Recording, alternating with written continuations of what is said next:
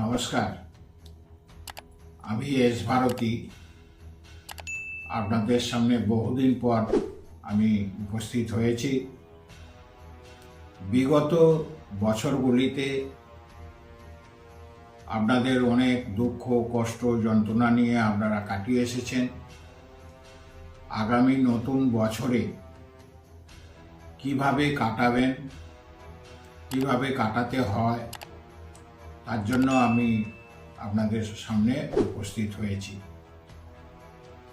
বিগত বছরগুলিতে আপনার কি হয়নি, কি হয়েছে, কতটা দুঃখ, কতটা যন্ত্রণা নিয়ে আপনি কাটিয়েছেন, আপনি বেঁচে আছেন, সেই দুঃখ, কষ্ট, যন্ত্রণাগুলোকে ভুলে গিয়ে নতুন বছরে আগামী দিনে আপনারা কিভাবে সুখে, শান্তিতে কাটাবেন এবং সমৃদ্ধিতে ভরে তুলবেন।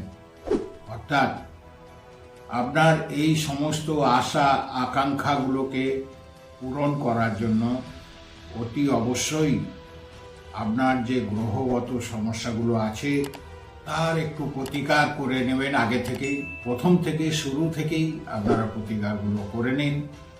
একজন বিশেষজ্ঞ জ্যোতিষীর কাছে যান, আপনারা আমার কাছেও আসতে পারেন।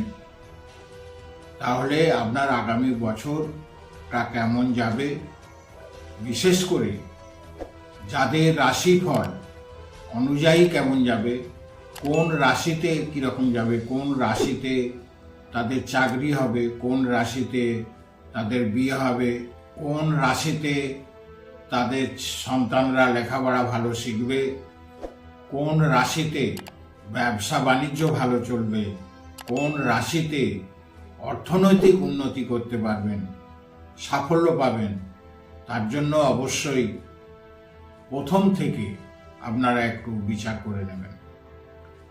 আমাদের প্রথম জীবনের ভূমিষ্ঠ আমরা যখন হই, আমাদের জীবনটা কিভাবে গড়ে ওঠে প্রথম থেকে আপনারা জেনে নিন।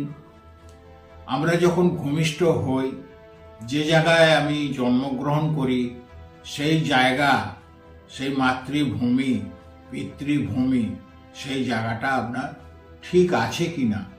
আপনি যে বড় হয়েছেন, শিশু থেকে বড় হয়েছেন, শৈশব কাটিয়েছেন, দাম্পত্য জীবন কাটিয়েছেন, বৃদ্ধ বয়স কাটিয়েছেন, সেই যে বাস্তু যাদের প্রথম থেকে যদি ঠিক করে নেওয়া যায়, তাহলে সেই বাস্তুতে সন্তানের পড়াশোনা খুব ভালো হয়, সন্তানের চাকরি খুব ভালো হয়, সন্তানের দাম্পত্য সমস্যা কোনো থাকে না, ভবিষ্যৎ কোনো রোগ ব্যাধি থেকে মুক্ত হয়ে আপনি জীবনযাপন কাটাতে পারবেন এবং আনন্দে সুখে জীবনযাপন করবেন। অর্থাৎ প্রথম থেকেই আমাদের জানতে হবে যে আমার বাস্তু ঠিক আছে কি ঠিক নেই। আমরা অনেকে অজান্তে অনেক কিছু করে ফেলি বাস্তুর মধ্যে। যেখানে সেখানে আমি গাছ লাগিয়ে দিই, যেখানে সেখানে আমরা রান্নাঘর করে দিই, যেখানে সেখানে ঠাকুর মন্দির করি, যেখানে সেখানে নর্দমা করি, যেখানে সেখানে একটা কুয়ো করে ফেললাম, কূপ খনন করে ফেললাম।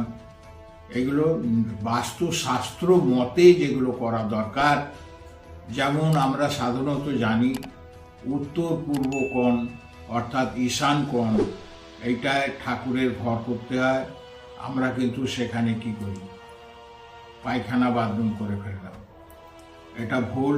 অর্থাৎ সেই জায়গায় আপনাকে সঠিকভাবে সেই জায়গায় কিভাবে কি নির্দেশ অনুযায়ী সেই জায়গাটায় স্থান রাখবেন।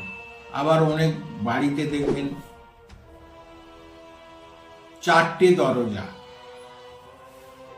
বাড়ির চারদিকে 4টে দরজা করে বসে রয়েছে।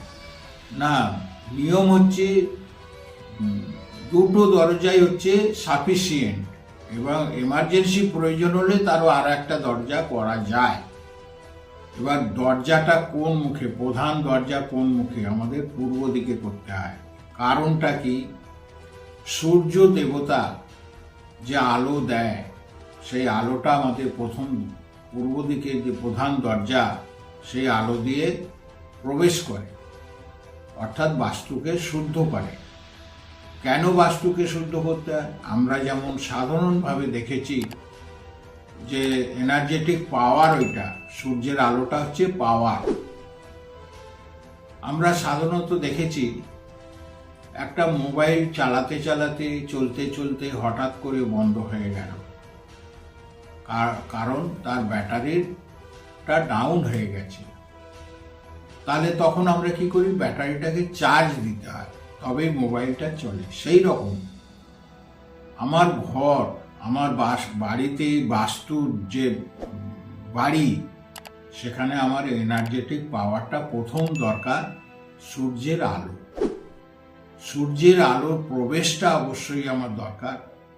যাদের একান্ত সূর্যের আলো প্রবেশ করে না, সেই ক্ষেত্রে তার বিকল্প কি ব্যবস্থা আছে সেগুলো আপনারা জেনে নেবেন।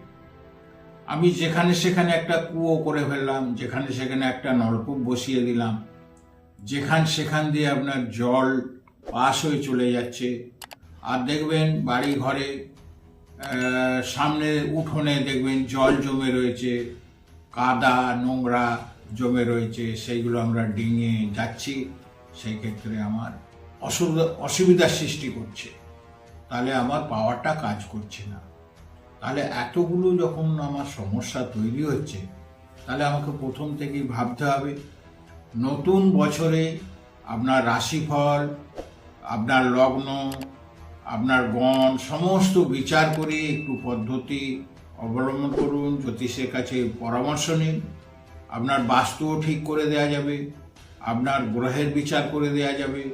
আপনার রাশিতে দেখা যাচ্ছে আপনার প্রভূত উন্নতি, আমি বললাম আগামী বছরে প্রচুর উন্নতি, চাকরির যোগ আছে, কিন্তু আপনি পাচ্ছেন না। তাহলে কোন গ্রহের জন্য আপনি পেলেন না?